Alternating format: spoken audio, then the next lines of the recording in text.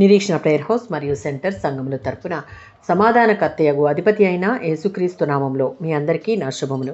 ఈరోజు దేవుని వాగ్దానం ఫిలిప్పీలకు రాసిన పత్రిక 4వ అధ్యాయం 5వ వచనం. మీ సహనమును సకల జనులకు తెలియనీయుడి. ఫిలిప్పీలకు రాసిన పత్రిక 4వ అధ్యాయం 4 నుంచి 9 వచనాలలో పౌలు కష్టమైన పరిస్థితుల మధ్య సమాధానం కలిగి ఉండడం, ఒక సమాధానకరమైన వాతావరణాన్ని నిర్మించడం వంటి 2 దృక్కోణాలతో ఈ వచనాలను రాశాడు.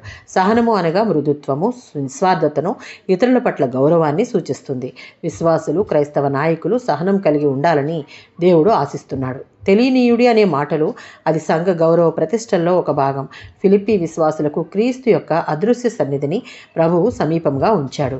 జీవితంలో ఎదురయ్యే పరిస్థితులన్నిటిలోనూ మానవ హృదయంలో, మనస్సులో శాంతిని కలిగించేది దేవుని పని.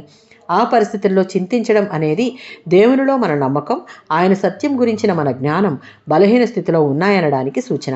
మనకు ఆందోళన పుట్టించే సంఘటనలో అయినా సరే మనం చింతపడకూడదు. మనం విశ్వాసం గల విశ్వాసులమైతే దేవుడు మనలో, మన దగ్గర, మన చుట్టూ, మనతో ఉన్నాడు.